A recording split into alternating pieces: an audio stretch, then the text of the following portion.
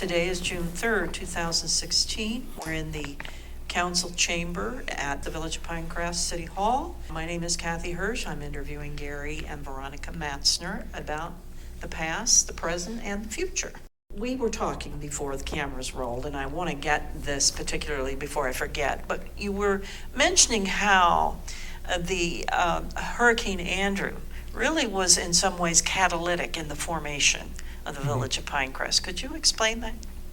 We actually started the incorporation movement in the fall of 1993. And this was a year after Hurricane Andrew had devastated South Dade. And it was kind of a change in the whole environment, government, and the neighborhoods after that kind of an event. And so we had gone a year into recovery, and it was the fall of August of 1992 was Hurricane Andrew.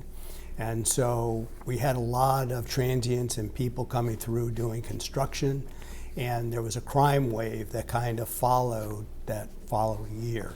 And that was part of the catalyst for what was going to happen later. And so that's how we putting it into perspective.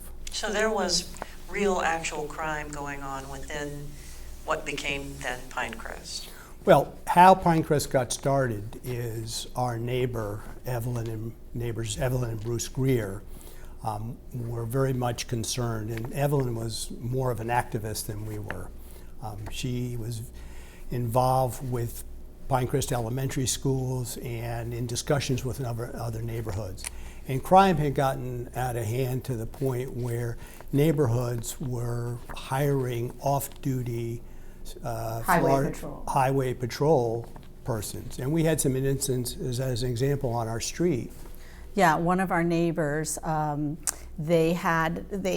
actually was a trainer at for the dolphins at the Seaquarium, and so she had a lot of pets at her house, and she had several dogs that were in movies and stuff, were well-trained dogs, and her dogs started barking, and they wouldn't stop, and her husband came out. There was someone in their yard. He got the dogs. They had the man cornered. She's calling the police, and the police are saying, is he armed? And they said, no, he doesn't appear to be armed. We have him cornered. And they suggested that if he wasn't armed, they wouldn't be able to get there for at least 30 minutes. Mm-hmm. And that was like, how could we live in a neighborhood where you have somebody that you know is doing crime that's there, and the response time is going to be a minimum of 30 minutes? And it was just like little incidents like this, one after the other, that everybody was becoming frustrated. And the first thought was the easiest thing to do was to hire some other neighborhoods around town had done it a few years before, and people in our neighborhood started organizing to form this police that would we would all pitch in and pay for him. And we say that's the catalyst. That was the straw that broke the camel's back, because I came to Gary and I said, look, Evelyn's organizing this. I went to this meeting, I'm helping her, and we're gonna have to pay, I think it was somewhere around $750 a quarter that we were gonna pay. And Gary was outraged. He was outraged. He goes, this is whatever the percentage of tax increase it was, and he's like, this is ridiculous. And I said, what other alternative do we have? And then he was just frustrated, and that's when kind of like the light bulb went off. So who was the first one to say the I word, incorporation? Well, I think it was Gary, because of that incident, and I was like, well, you got to do something about it. It's either pay or figure out another solution, because I don't see any other choices. So I spoke to Evelyn about it and said, I can afford to pay the dollars. That's not the point. I said, let me go see what other options we are. Maybe seeing that Biscayne, Key Biscayne, had incorporated several years before, and they were doing well. And we knew Gene Stearns, who had led that incorporation movement. He was Bruce Greer's former partner. I took it upon myself with my partner, Marshall Burak, to go down and visit Gene and talk to him. And he was already working with and representing a group from Aventura and another group, which was originally called Crestview, which became Destiny, which ultimately today is known as Miami Gardens. He was already representing them and moving forward. And so I thought, well, great, we don't have to reinvent the wheel. We can hitch our wagon onto these folks and see what we could do to move forward. So they helped me put together and gave me material that they had presented, and Aventura was already well ahead of us, and they ultimately incorporated about almost a year ahead of us. And so I got that material, and we looked at it and met with Veronica. And then I went back to Evelyn, and surprisingly, Evelyn said, "That's not such a good idea." What were her objections? Well, rightfully, from where she was, from her perspective, it was, well, that's going to be it's going to take a very big effort to do that. We're really going to have to organize. And her concern, and she was friends with Katie Sorensen, who was about to become county commissioner, and they were very much looking at this issue of donor communities versus the poorer areas, the less, I guess, financially well-off communities. We didn't want to seem elitist either. It wasn't that, and that was something that came out later on where people did throw that out and say, you guys are too good, you think you want to, and all that kind of stuff. And I think Evelyn foresaw that would be something that would be brought up, and she's very low key, and she thought about that. She was very concerned. That was one of the concerns. And that was a big issue. And it would ultimately be a very large. It would large. ultimately, yes. Be one of the large issues. She saw the handwriting on the wall clearly. Yes. Right, but we looked at other alternatives. We looked at why can't we be annexed into Coral Gables? There was a group in Pinecrest already, Pine Bay Estates, that was already talking about being annexed with Coral Gables. And that seemed like certainly a viable alternative. And I went to meet with Jack Eads at the time, who was the city manager, to talk to him about that. And our biggest concern was the difference in lifestyles between the Coral Gables community, that city, and the residents of Pinecrest, where we're more of a rural, less structured community, more people who want less government and less involvement. They're happy to have overgrown foliage. And they were willing to grandfather us in, everybody into what you had that was not in compliance with their city rules. But we knew that it was not going to be a good fit. Right. There was no one who we spoke to who, given a choice between forming our own city or going to Coral Gables, said, let's go to Coral Gables. No one. No one. So we started to go forward, and we put material together. And what we really found in talking with Gene and the movement of the other two areas is that at that time, Dade County government had grown to a $3.9 billion budget. It was larger than 6 states. And Miami-Dade County, or at that time it was Dade County, as you know, is larger than the state of Rhode Island. And the government had grown from someplace around 16 or 17,000 employees, had grown to 27,000 employees. They were the largest employer in Dade County at the time. And so that's where all of the dollars and the budget dollars were going. And we ultimately found out that Pinecrest residents were paying about $4 million, and what they were ultimately getting is basically 1 police officer per shift that covered an area basically from Bird Road all the way down to 200th Street was in our precinct. And the nearest police station to Pinecrest was out at 117th Avenue in Kendall. Creek, I think was way out west. And so that's the reason why there was the response time was so long, why there was no police in our area. And so we put together a presentation, and on March 9th, 1994, we had gotten to the point where we called a meeting at our house, 97th Avenue, which is now 97th Street. 97th Street, which is now, thank you, 97th Street, which is now known as Mayor stream. in our own minds. In our own Yeah. minds, anyway. But we had the meeting, and by that time, Evelyn had met with Gene Stearns, and she was all in favor, and she was all pumped up to go forward with the incorporation movement. They were on board, Bruce and Evelyn. Another argument was that Pinecrest would never be able to afford, with their tax base, to pay for all the services that they wouldn't be getting from the county. Mm-hmm. Well, that was another fallacy. There'd be a number of fallacies that we would learn along the way, and that was one of them. There's a reason we really are a donor community, because we have sufficient tax base to be a city. There's 27 municipalities at the time, and of course there's Coral Gables and Key Biscayne, but there was Medley, there was South Miami with only 11,000 residents, and a number of other, Florida City, another of less wealthy communities, and they were able to support and be successful and thrive. And when we ultimately looked at our numbers, we ultimately had to hire our own CPA to put together a proposed budget, and we used the individual that Key Biscayne used. We were able to learn that we could have a very vibrant city and actually reduce our taxes to our residents.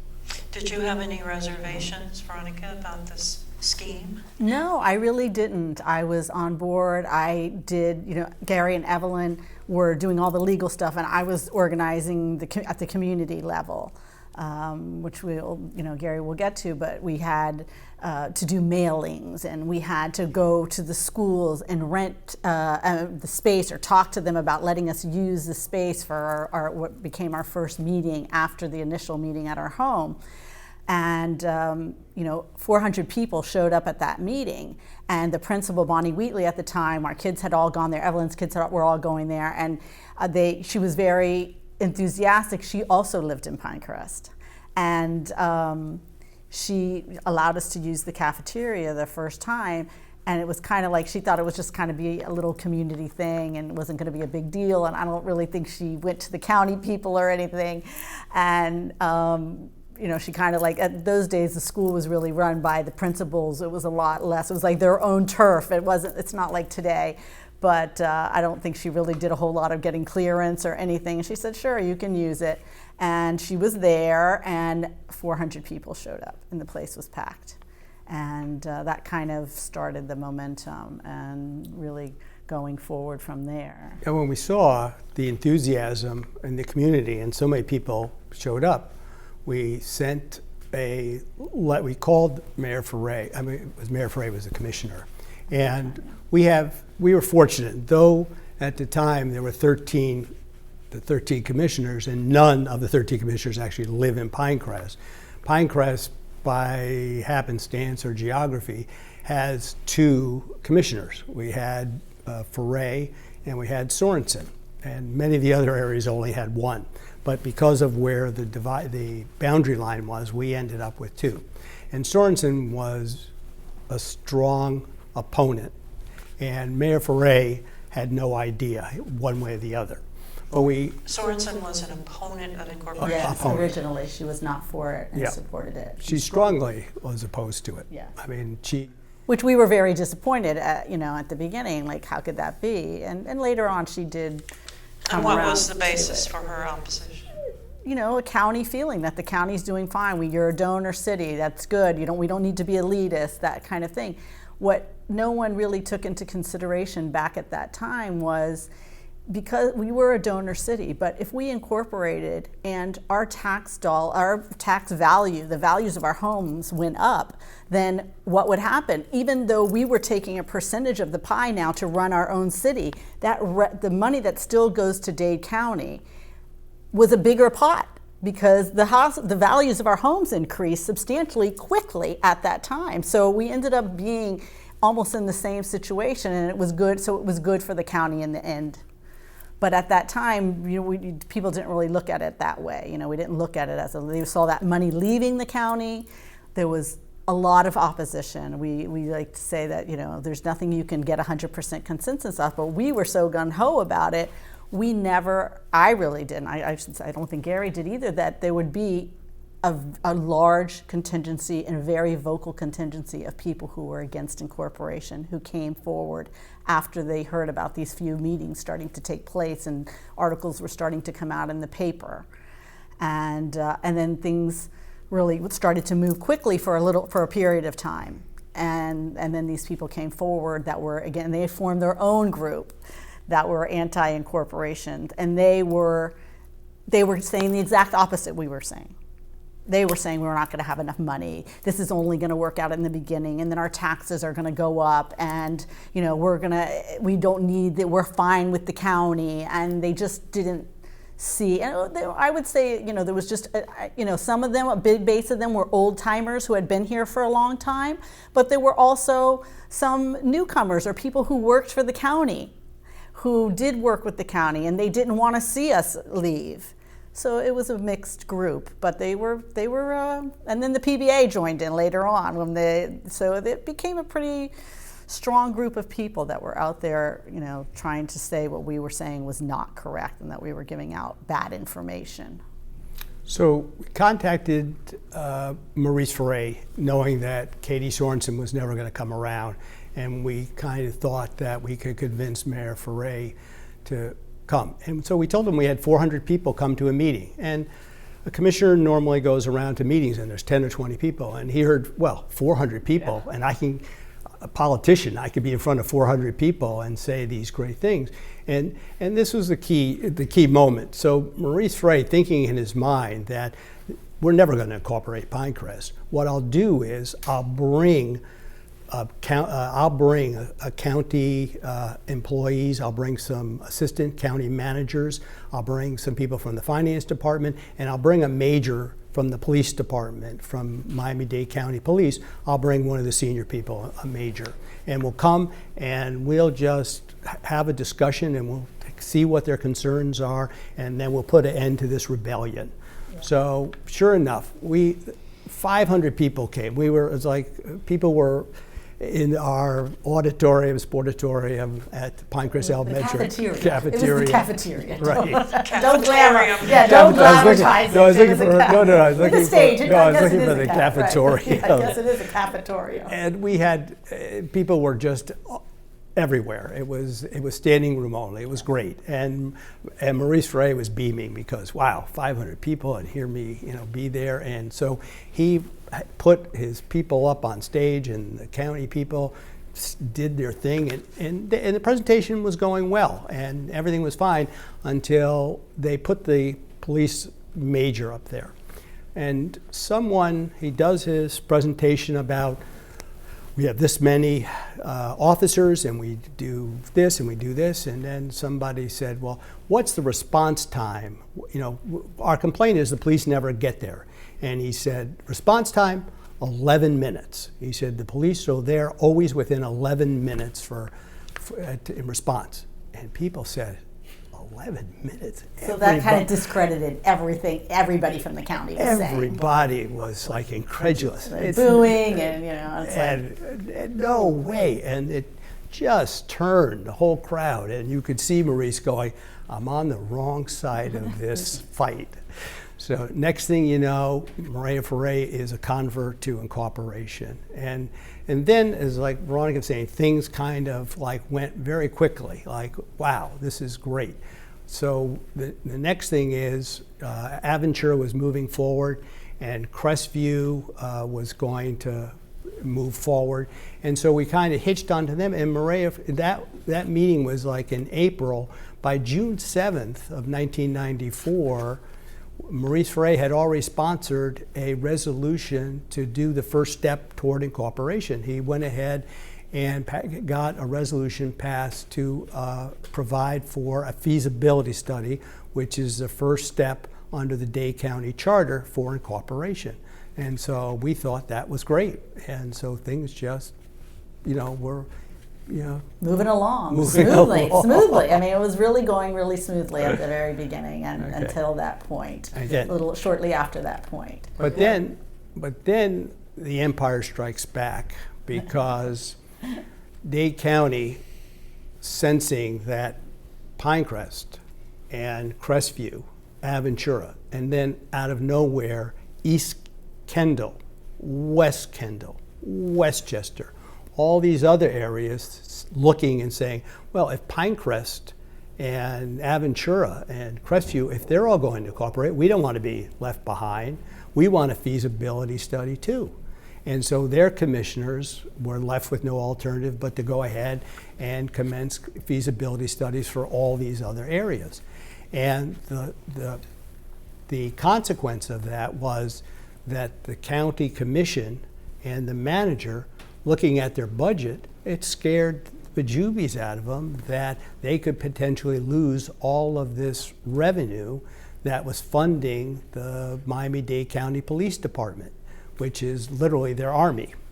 And so the commissioners got together and they started to propose legislation that would stop all of the incorporation movements except basically Aventura because it was too far along, but would have stopped us and would have stopped all the other areas.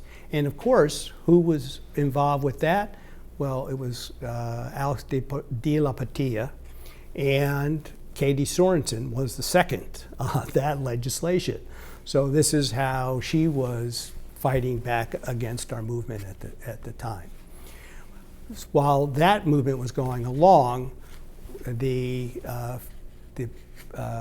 Dade County, the Planning Board, PAB, Planning Advisory Board, started our feasibility study. And what they did is they put Evelyn and I and 4 other people on a committee to go around Pinecrest and in the area to hold public meetings with the Dade County staff to discuss incorporation and see whether there was any people would be excited about the movement. And what we learned through that process was trying to set the boundaries for Pinecrest. Digressing a moment, when we first started the movement, we had to come up with a name for the incorporation or for our new city. And so we threw out a bunch of names, and then we decided that Pinecrest was going to be the best name. It had the highest name recognition. But in reality, one of the reasons that we picked Pinecrest is that the realtors, who were very influential, and there were lots of them in the area, they were thrilled with incorporation because it would increase They saw what we didn't, you know. They saw the dollar signs, that this was going to be a great marketing tool for them. And one of the reasons why we picked that name was Pinecrest Elementary was the #1 elementary school in Dade County, and it was a big draw to the area. And so you had our area kind of divided into what was Palmetto and Pinecrest, and it was basically called that because if you lived in Palmetto, your kids had to go to Palmetto Elementary School, and if you lived in the Pinecrest side, then your kids could go to Pinecrest Elementary. And back then, the rules were a lot more tighter than they are today.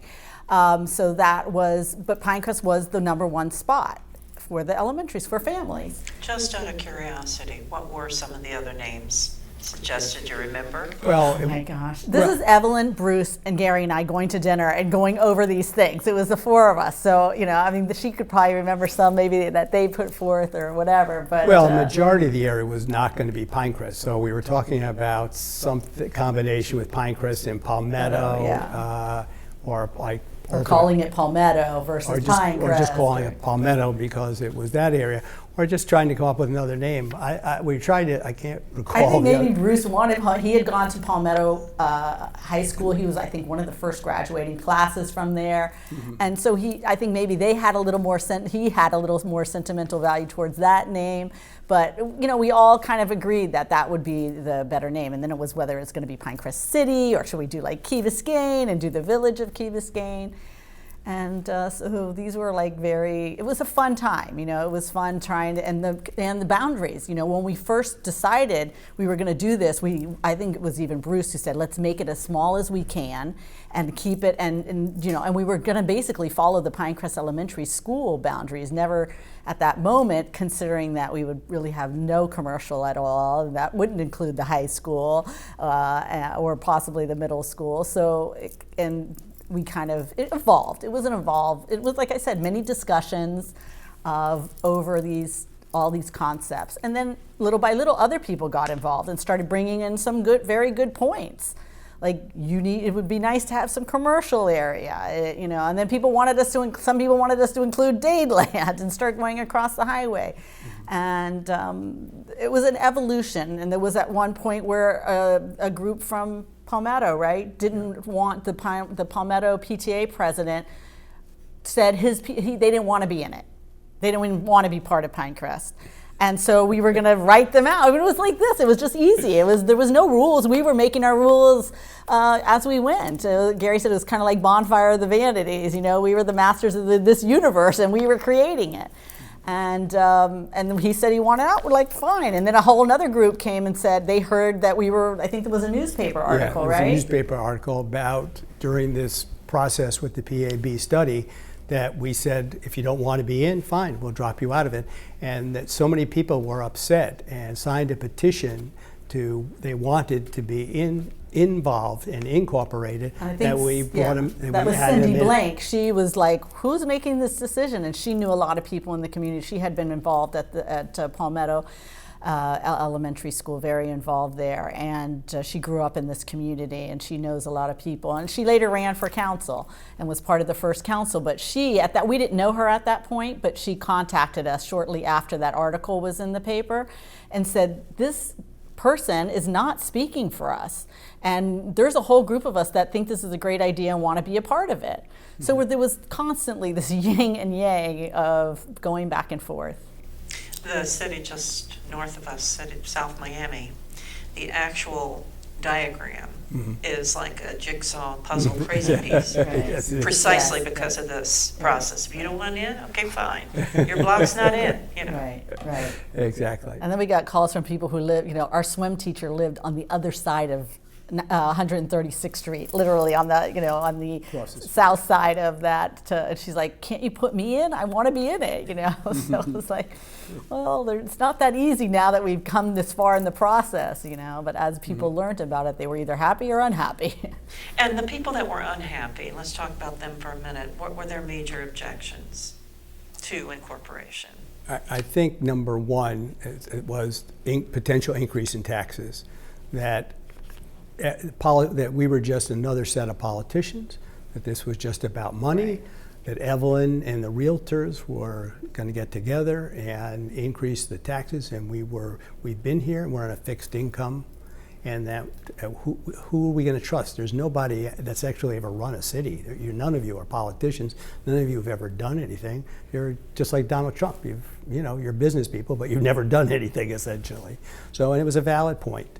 And then we had the employees from Dade County. Anybody who had a job with Dade County, there was pressure on anybody who lived in one of our areas that they would be given flyers to say, if you potentially could lose your job if the funds go to these cities and don't come to Dade County, we'll have to lay people off. Who was responsible for those flyers?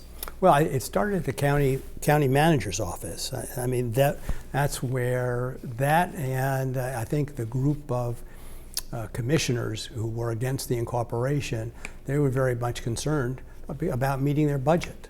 They didn't want to have to increase taxes, and they didn't want to lose all this personnel. There was a mailing that went out saying that we were Limousine, partying crowd, an elitist group who wanted to take the city and be there, be our own city, our private city, and sent out. And then later on, we found out that that was the PBA.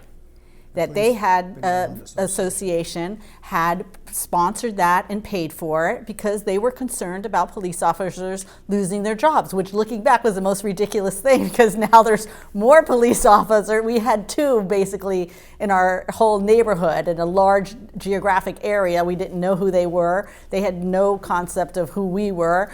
And now we have, I don't know, what's the amount of police we have now? Like 55. 55 police officers.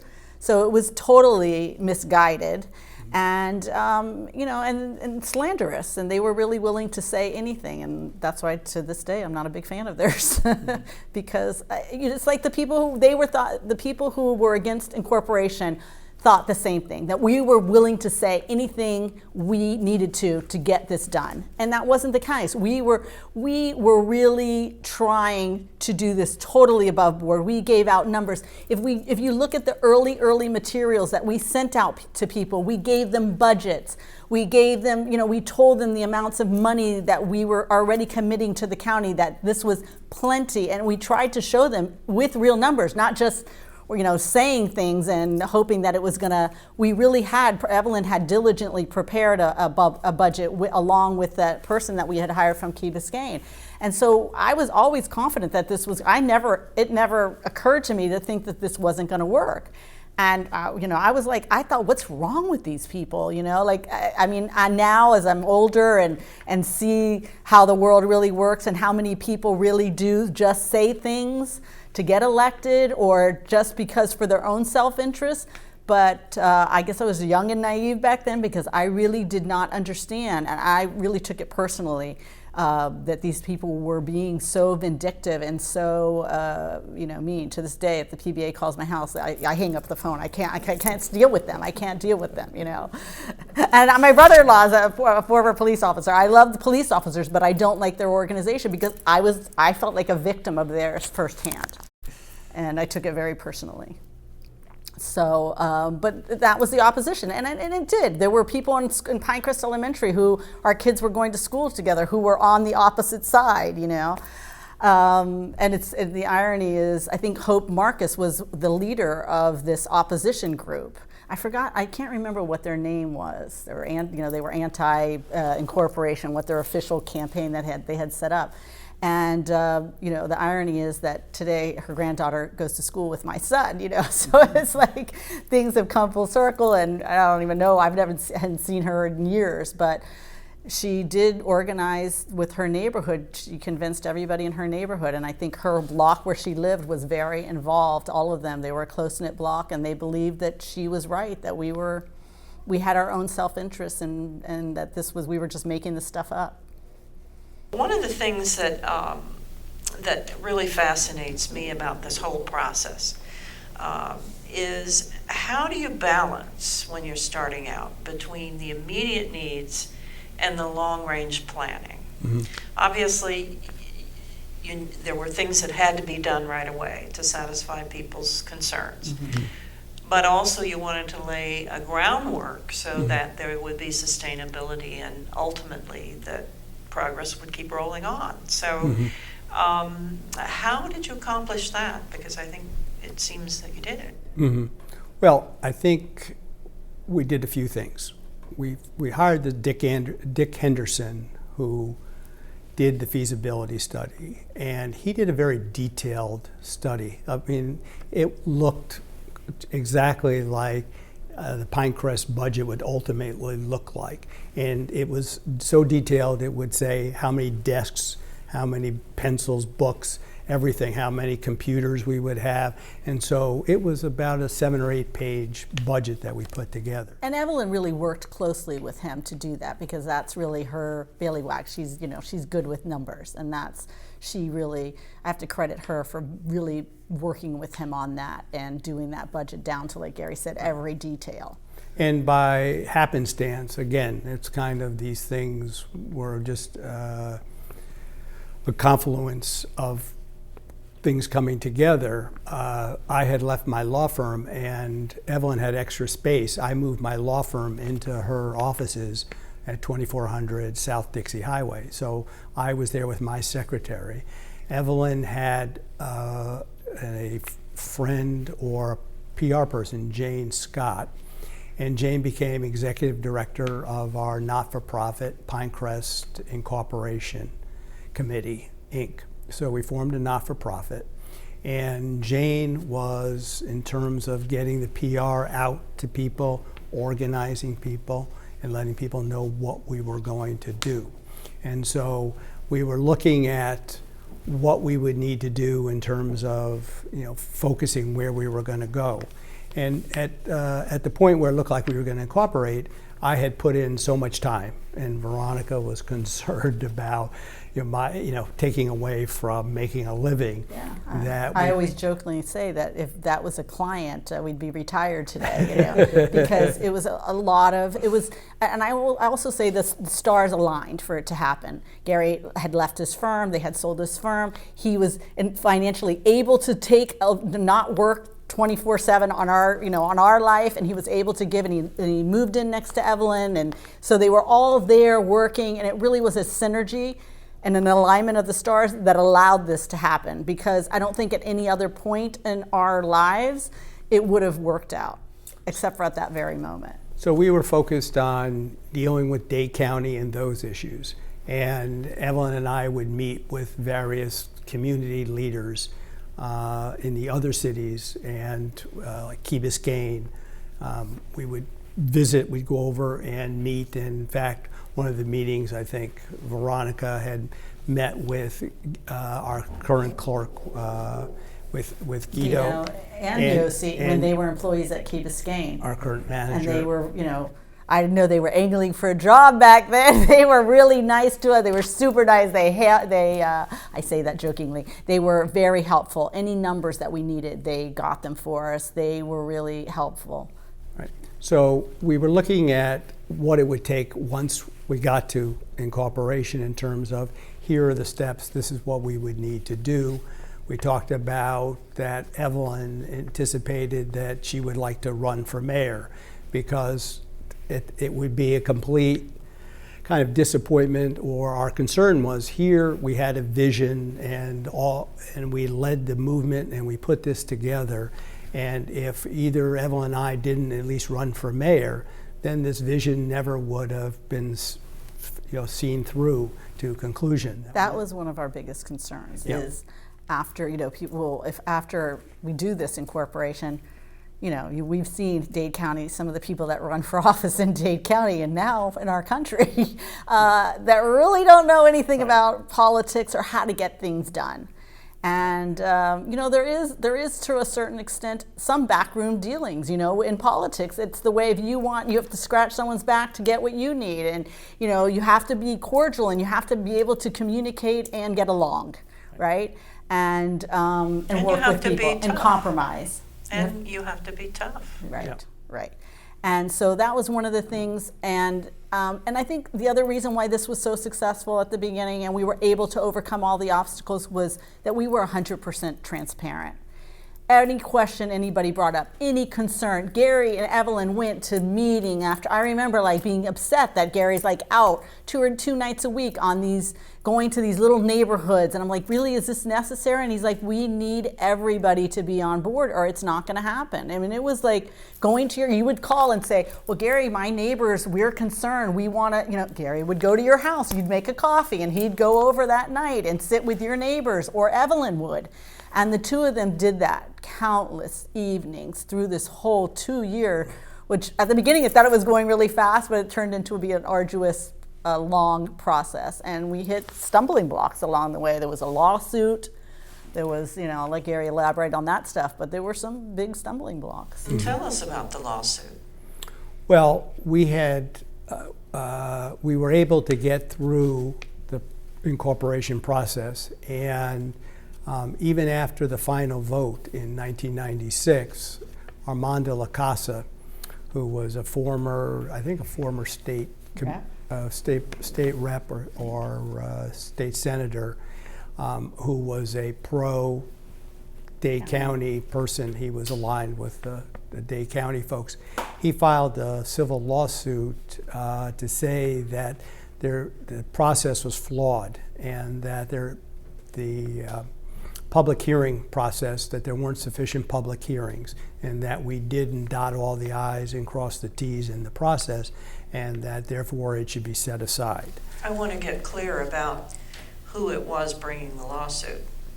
Was it an individual or the county? No, it was an individual resident of Pinecrest who brought the lawsuit.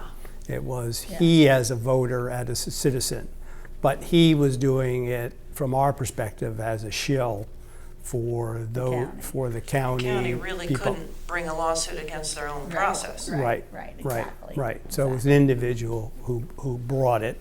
And it turned out, again, it's like a lot of these other things. It was a blessing in disguise, because once the judge ruled that we did meet all the requirements and that we were a valid city, he kind of validated the process, and therefore no one could ever set aside or challenge the incorporation at any point after that. And so, and there was another event right before, even after, with Dade County, that they tried to pass a resolution to stop incorporations.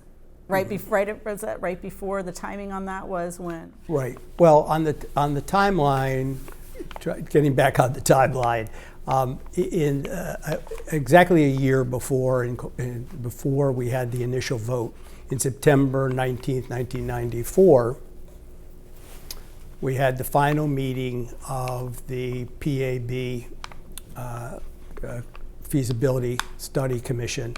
And there was a meeting, there were 600 people came to Palmetto High School for a meeting. And that's where you really got things kind of coalesced between the pro and the anti people, because then everybody could see who was for and who was against, and they can get together and try to either move forward or move Were they against. pretty equally balanced that night? Well, there was, no, most of the people, I would say a majority of the people, but just a bare majority of the people who showed up. And I think it's consistent with it's always easier to get people who are against something to show up. Yes. That people who are in favor of saying, we're in favor, so we don't need to go down. Gary and Veronica, Evelyn, we know you'll do a great job. We don't need to go down at 7 o'clock at night on a Wednesday night to another meeting. Whereas the people who are against it, well, they're motivated to show up. So I thought there was a majority, but just barely. I thought that there was a good argument for those who were against incorporation, that there really wasn't a lot of support for it at the time. And so when the feasibility study came out, it showed, as we would anticipate, that the county had rigged the numbers from our perspective compared to Henderson's report that showed we had sufficient dollars to have a robust city. The county came back and said, in fact, if you want to have a city comparable to Coral Gables or Key Biscayne, you're going to have to raise taxes. That you could have a bare bone city, but you're not going to have a really great police force, and you're not going to have any other. You're going to have difficulty with parks or running, day-to-day services without raising taxes. They tried to give it the biggest negative twist they could. That would certainly It was have- self-serving. That was Right. that was a big Right. concern of a lot of people. Like Right. you mentioned, Right. So- people on fixed incomes. Right, absolutely. And so we Evelyn and I tried to work with the staff at the PAB to soften as much as possible. But the reality is it was in that report, and people would use that over the next year to say why we shouldn't incorporate. And so, we went from there. But in any event, again, after that, September 19th, 1994, we kind of had the opportunity to ride the coattails of Aventura. We were kind of downwind from them. We were following them, and Crestview. And it was an interesting kind of politics, because Crestview was predominantly African American. And so there were a lot of sensitivities on the county commission, and it was always kind of butting heads between the Latins, the Caucasians, and the African Americans in terms of power structure. And so the benefit that we had is that Gwen Margolis, who was the champion, she was a commission and former state senator, she was championing Aventura, so she was pro incorporation. And then Betty Ferguson, who was African American, she had a group of the African American commissioners with her supporting Crestview. And we really didn't, and Pinecrest really didn't have, other than Maurice Ferre, we didn't really have anybody else because the other commissioners either were aligned with Coral Gables or the cities, or they were against incorporation, like Katie Sorensen. And so the only way we ultimately were able to get this process through is to ride their coattails and say, look, what's good for the Aventura is good for Crestview Destiny, is good for Pinecrest, that you can't let these cities go forward and not give us a chance to vote on it too. So as they moved along, we just followed, because otherwise we never had a chance. Because up to that time, the reason Key Biscayne was able to become a city, how they were able to get the votes on the commission, is the argument that they're an island, they're unique, they're different. And so if we let Key Biscayne go ahead and incorporate, it's not going to affect us. And Aventura came up with the same argument, which is we're not a regular community. We're mostly 55 and over. We have no school district really. We're a unique situation here. And if you let us become a city, then it won't affect anybody. But with Pinecrest and Crestview, just regular cities. And with the other threat, that's what scared. It was opening Pandoras Box for them, to go forward. For the county. The fact that Crestview was predominantly African American, that must have been a very clear political statement in contrast to the view that we have to stay together to pay for the black communities who might not get services, benefit of the big pot of money. Right. To see a black community then coming forward, wanting out of the county system, surely must have been a boost. Well, it was, but the county, and it's a great point, which is the donor community concept that kind of dogged us with Destiny going forward. What the anti-incorporation people did is they shifted it from the donor and receiving. What they shifted it is where you're going to take money out of the county.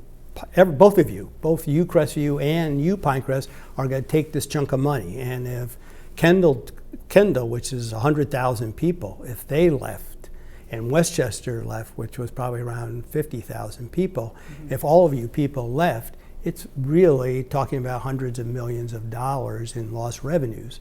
And again, it goes back to the Army concept, which is the police, Metro-Dade police, which is what is their ability. In other words, with Metro-Dade Police Department, they use that to cover cities, non-cities, everything.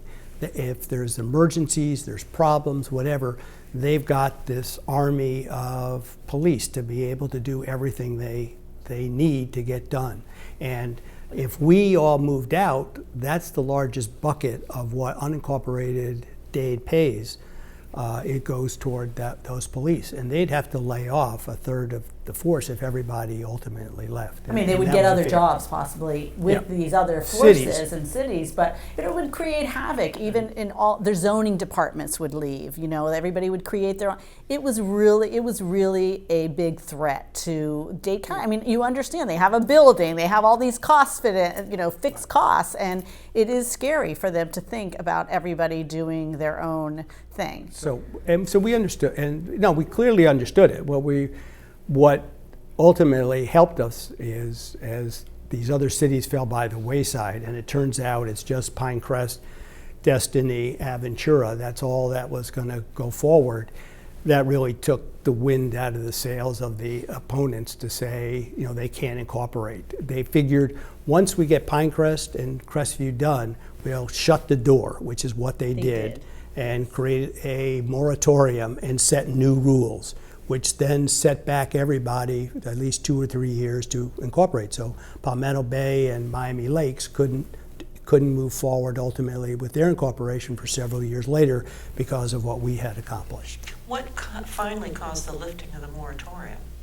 Well, the new rules that went into effect, which is we were going to set up these boundary commission, and we'll only let you out if you'll pay a certain ransom. You pay millions of dollars 2, you agree to hire Miami-Dade County cops indefinitely was originally.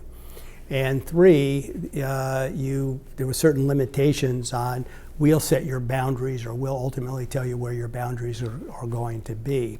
And if we think it's in the best interest of Dade County, then we'll let you out. Right, and they also, they just put all these obstacles in some of the counties. Some of the groups, their just teams fell apart. The obstacles were insurmountable, and you had to be able to put in hundreds of hours for free to work through all of these obstacles and it's almost like their groups were too big to succeed because there's too much diversity and too much to try to come together and agree on things and to combat all of these new rules. And they did the same thing with the fire department. They knew that Pinecrest would also, that was another opposition group we didn't discuss. The firemen came out in droves.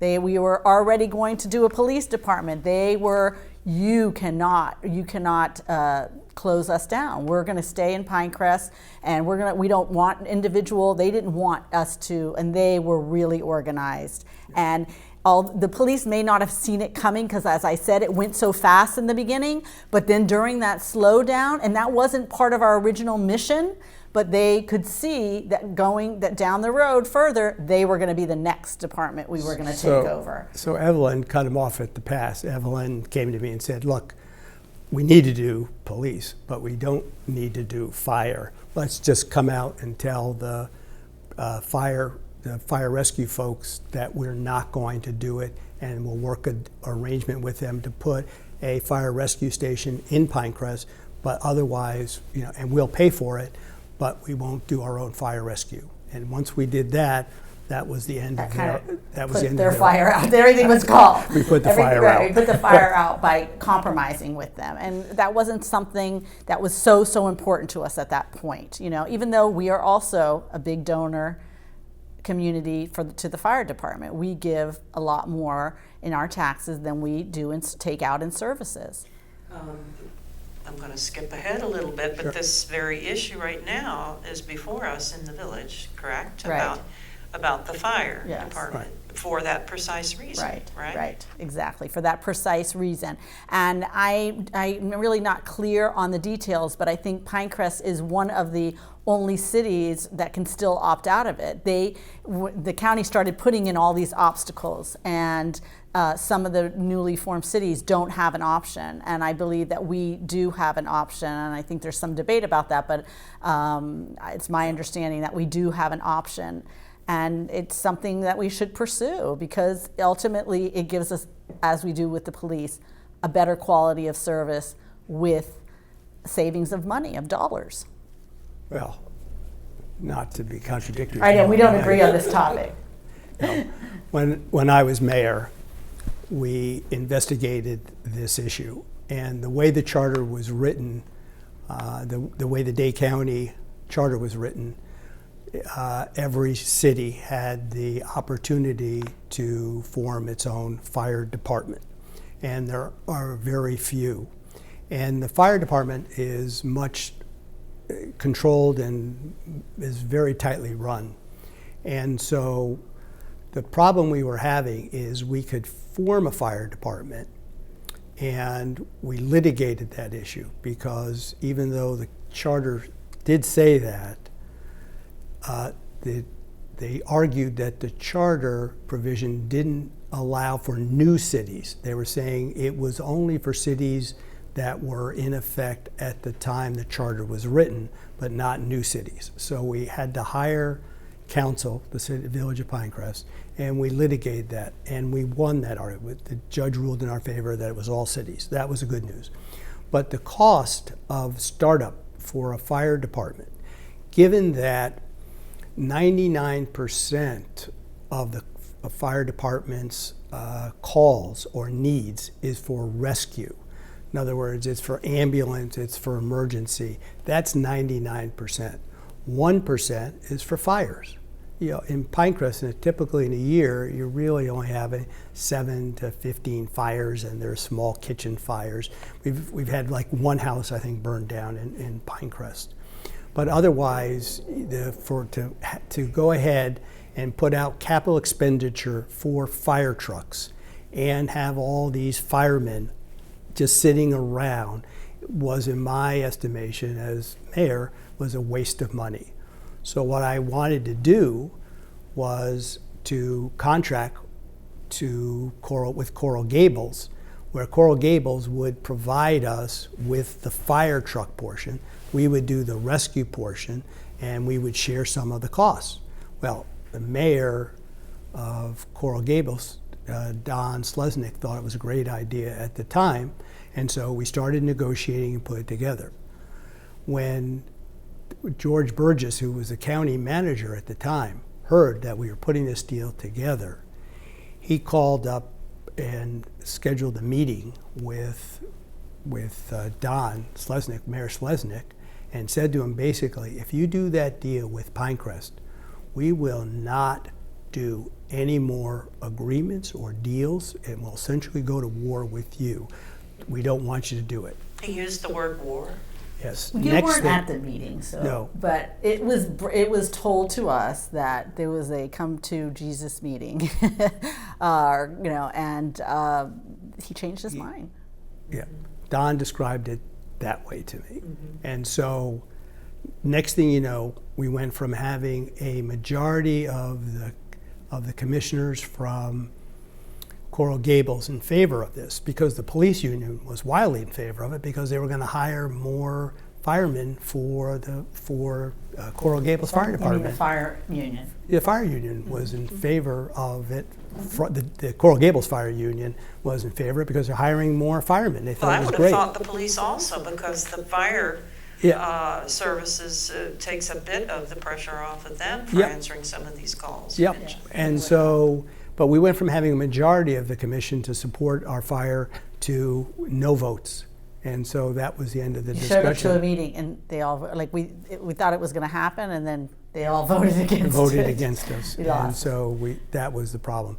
So getting back to the discussion now, it's great that the commission looks at it, but it's hard to support the capital structure. It would be better if we could do something with just rescue, work out something with Dade County to take over rescue and make that available, and continue to use the trucks for actual fire portion of it. So that's where I was coming from. Okay. The beginning, things happened. They went along pretty fast, although there were glitches and challenges. And I keep hearing, and then. So It was 2.5 years. What's your perspective on after the initial getting all the nuts and bolts and everything? It's the done deal now, and then how are things? Well, I'd like to just start off just by saying that then we're now a city, right? Now we're going to see who's going to be the council, who's going to run. Well, people came out of the woodwork. And we said, well, Gary's going to step aside. Evelyn's going to be mayor. This is, she wanted to do it. She had the time. She's good at it. And she's very patient with people. And she was perfect. So she ran. And, in our minds, who would run against her? But sure enough, people stepped up that had not been we had never even heard of these people. Like, as far as we knew, we looked through lists, they'd never come to any of the meetings or anything, but they stepped up to run for mayor. And then I ran for council, and Cindy Blank ran for council, and a group of anti-incorporation people who were still not convinced that this was going to work. They put people up. And it became the anti-incorporation people against the incorporation people, and then some. I forget the gentleman's name. I believe Evelyn had. If I know for sure, she had one opponent, and it may have been two at the very beginning. And like I said, a few of the people that ran. And so that first election, Evelyn. Nobody won a majority. I can't remember. Did Evelyn win a majority? Oh, Evelyn won a majority, but I didn't win a majority. There were 3 candidates. And 2 of them were basically anti-incorporation.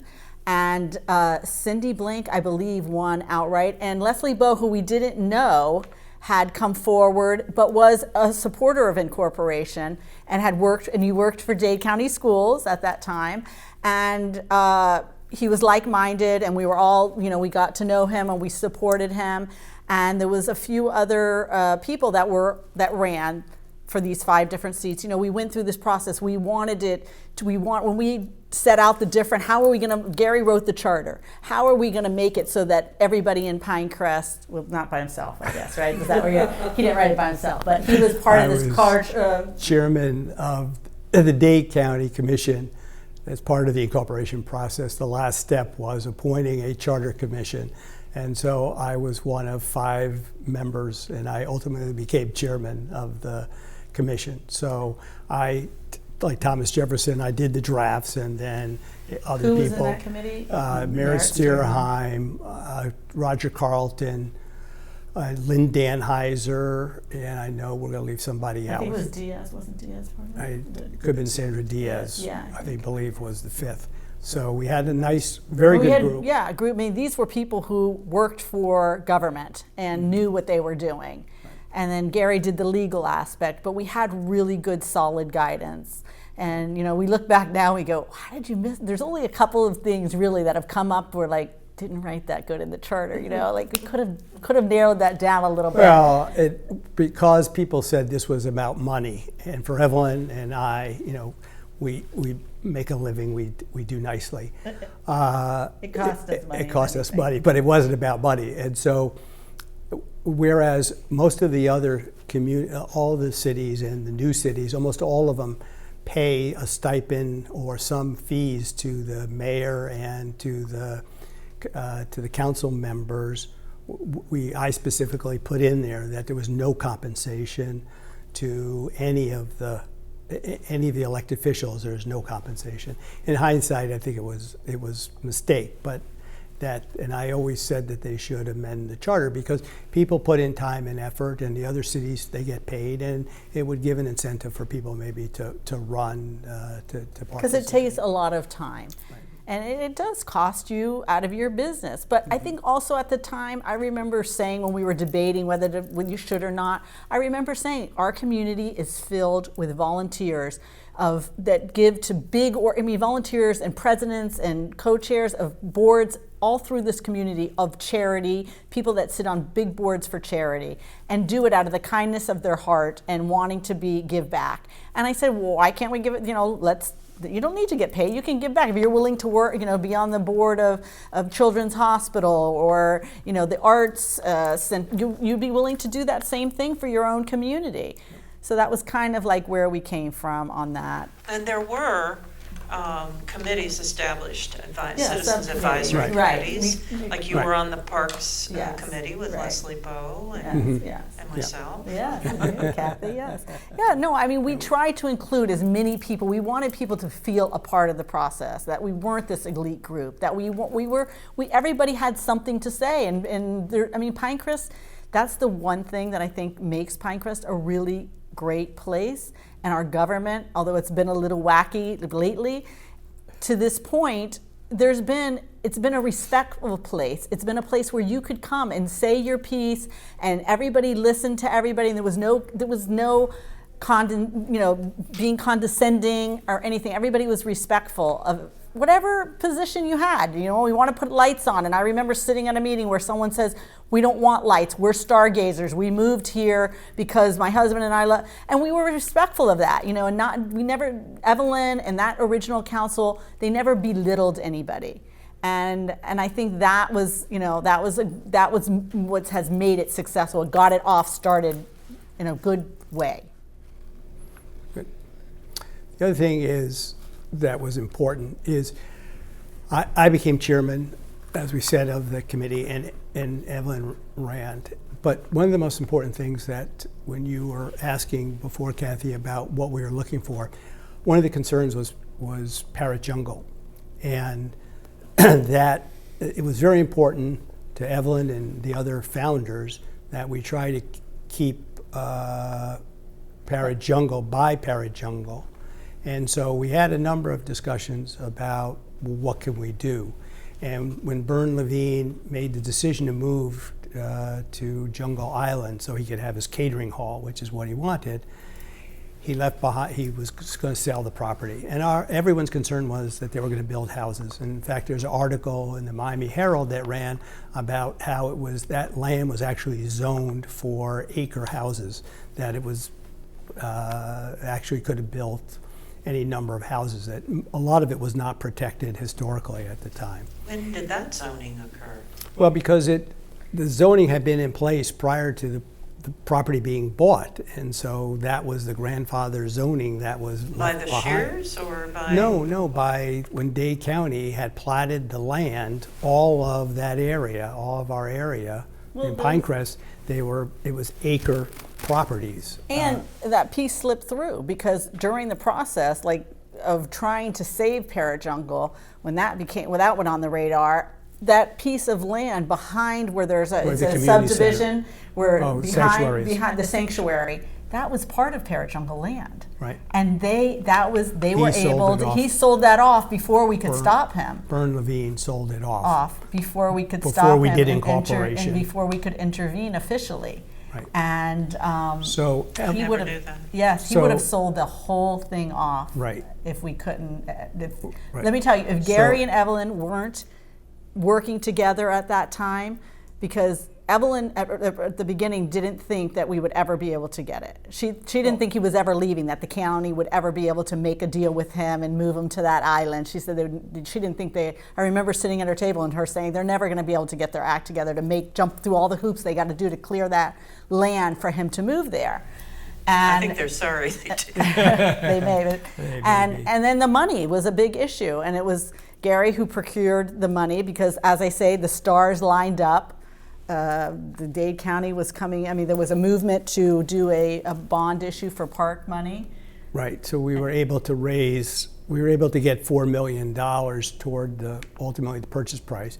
And with Evelyn and I before She was able to negotiate it with Bernie. She did all the Right. negotiation Right, with him. with Bern Levine. And with Bern Levine, and to make it a financially, because of her financial savvy, to make it a financially have an incentive for him. Because what they did, some kind of like, he donated a portion. She thought of, with the law, they figured out a way that was going to make it friendly. because he had a big tax issue because he had bought the land and hadn't structured it properly at the time he bought it, many years ago, and it was a really hard deal, but it happened, and thankfully it happened. One of the things that we did before Evelyn was actually mayor was since we had been involved with all the realtors and the developers.